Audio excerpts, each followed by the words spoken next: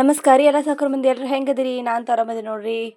ವಿಡಿಯೋನ ಸ್ಕಿಪ್ ಮಾಡಾರ್ದೆ ಪೂರ್ತಿ ನೋಡ್ರಿ. ಭಾಳ ದಿನ ಆಯಿತು ವಿಡಿಯೋನ ಅಪ್ಲೋಡ್ ಮಾಡಿಲ್ಲ. ಬಸ್ ಸ್ಟ್ಯಾಂಡ್ದಾಗ ಬಂದು ಕೂತಿ ನೋಡ್ರಿ. ಬಿಜಾಪುರಕ್ಕೆ ಹೋಗೋದೈತಿ. ಬಿಜಾಪುರಕ್ಕೆ ಯಾಕೆ ಹೊಂಟೀನಿ ಅಂತಂದ್ರೆ BLDಗೆ ಹೊಂಟೀನಿ. BLD ಅಂದ್ರೆ ನಮ್ಮ ಬಿಜಾಪುರ ಮಂದಿಗೆ ಅಂತ ಗೊತ್ತಿರ್ತೈತಿ. ವೈದ್ಯಕೀಯ ಕಾಲೇಜ್ ಐತಿ. ಅಲ್ಲಿ ಪೇಷಂಟ್ಗಳೆಲ್ಲ ನೋಡ್ತಿರ್ತಾರೆ. ದೊಡ್ಡ ಕಾಲೇಜ್ ಐತಿ ವೈದ್ಯಕೀಯ ಕಾಲೇಜು ನಮ್ಮ ಬಿಜಾಪುರ ಜಿಲ್ಲಾದಾಗ. ಅದಕ್ಕೆ ಹೊಂಟೀನಿ ನೋಡ್ರಿ. ಅಲ್ಲಿ ಒಂದು ಪೇಷಂಟ್ದು ರಿಪೋರ್ಟ್ ತೊಗೊಂಡು ಬರೋದೈತಿ ಅರ್ಜೆಂಟಾಗಿ. ಹಾಗಾಗಿ ಅಭಿಗೆ ಬಿಟ್ಟು ಹೊಂಟೀನಿ. ಇಲ್ಲಾಂದ್ರೆ ಇಂಥ ಬಿಸ್ಲಾಗ ಅವ್ನಿಗೆ ತೊಗೊಂಡು ಅವನಿಗೂ ಹೈರಾಣ ಆಗ್ತೈತಿ. ನಾನು ಒಬ್ಬಾಕಿ ಬರೋದೇ ರಗಡ್ ರಾಮಾಯಣ ಆಗಕ್ಕಿರ್ತಿರ್ತದೆ.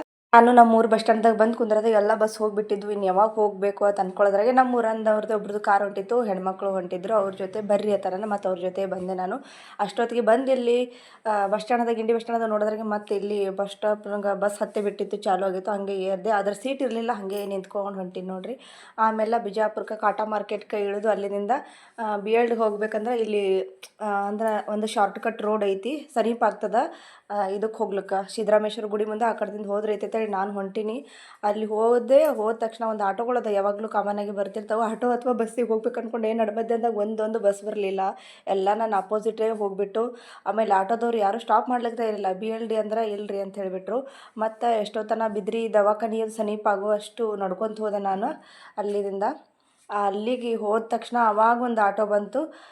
ಕೈ ಮಾಡೋಣ, ಅವರು ಒಬ್ಬರು ತರಬಿಸ್ಲಿಲ್ಲ, ಇನ್ನೊಬ್ರು ತರಬಿಸಿದ್ರು. ಮತ್ತು ಅದ್ರಾಗ ಕುಂತ ಹೊಂಟೆ. ಬಿಸಿಲಂತೂ ಭಾಳ ಐತ್ರಿ. ಅವಿ ಕರ್ಕೊಂಡು ಬಂದೆ. ತೀರಾ ಫಜೀತಿ ಆಗ್ತಿತ್ತು. ಬಿಟ್ಟು ಬಂದಿದ್ದೆ ಚಲೋ ಆಯಿತು.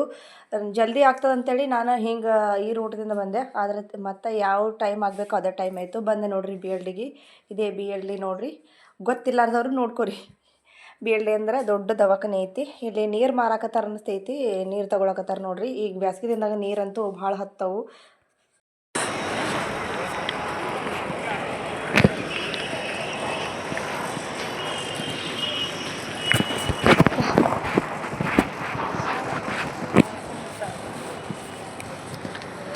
ಆಮೇಲೆ ಸರ್ಕಾರ ಹಾಸ್ಪಿಟಲ್ದಾಗ ತೋರಿಸ್ಕೊಂಡ್ರೆ ಒಂದು ಬಿಜಾಪುರ ಸರ್ಕಾರ ದವಾಖಾನೆಗೆ ಕಳಿಸ್ತಾರೆ, ತಾಲೂಕು ಆಸ್ಪತ್ರೆಯಿಂದ. ಇಲ್ಲಾಂದ್ರೆ ಲಾಸ್ಟ್ BLDಗೆ ರೆಫರ್ ಮಾಡೋದು. ಎಲ್ಲ ಪೇಷಂಟ್ಗಳು ಇಲ್ಲಿಗೆ ಬರ್ತಾರೆ. ಹೆಚ್ಚು ಅತಿ ಹೆಚ್ಚು ಪೇಷಂಟ್ ಇರ್ತಾರೆ ಇಲ್ಲಿ. ವೈದ್ಯಕೀಯ ಕಾಲೇಜ್ ಐತಲ್ಲ, ಹಾಗಾಗಿ ಜಾಸ್ತಿ ಇರ್ತಾರೆ ಇಲ್ಲಿ ಜನ. ಬಿಸ್ಲಂದು ಬಂದೆ ನೋಡ್ರಿ. ಇಲ್ಲಿ ಒಂಥರ ತಂಪು ವಾತಾವರಣ ಅನ್ನಿಸ್ತು. ಬಹುಶಃ ಎಲ್ಲ AC ಐತೆ ಅನ್ನಿಸ್ತೈತಿ.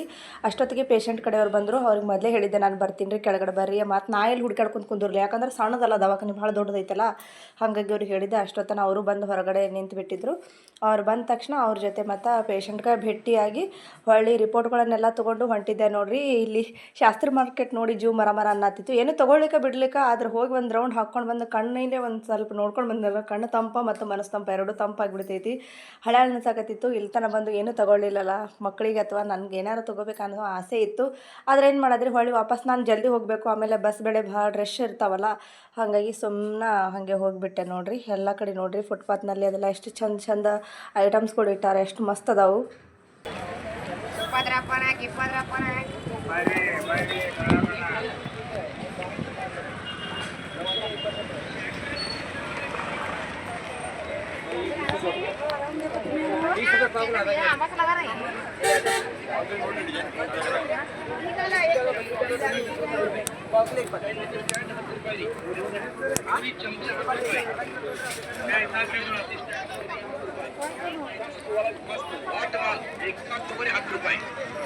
ಒಂದು ಬಾಟ್ಲಿ ನೀರು ತೊಗೊಂಡು ಬಂದಿದ್ದೆ. ಅದಷ್ಟು ನೀರು ಕುಡಿದ್ರೆ ಅಲ್ಲಿ ನೋಡಿದ್ರೆ ಕಲ್ಲಂಗಡಿ ಮತ್ತು ಪೈನಾಪಲ್ ಮಾರಾಕತ್ತಿದ್ರು. ಯಾಕೋ ಕಲ್ಲಂಗಡಿ ದಿನ ತಿಂತೀನಿ, ಒಂದು ಸ್ವಲ್ಪ ಪೈನಾಪಲ್ಲೇ ತೊಗೊಂಡು ತಿಂದ್ರೆ ಅಂತೇಳಿ ಪೈನಾಪಲ್ ತೊಗೊಳಕ್ಕೆ ಹೊಂಟೀನಿ. 20 ರೂಪಾಯಿ ಮತ್ತು 10 ರೂಪಾಯಿ ಹೇಳ್ದ ಅಣ್ಣ.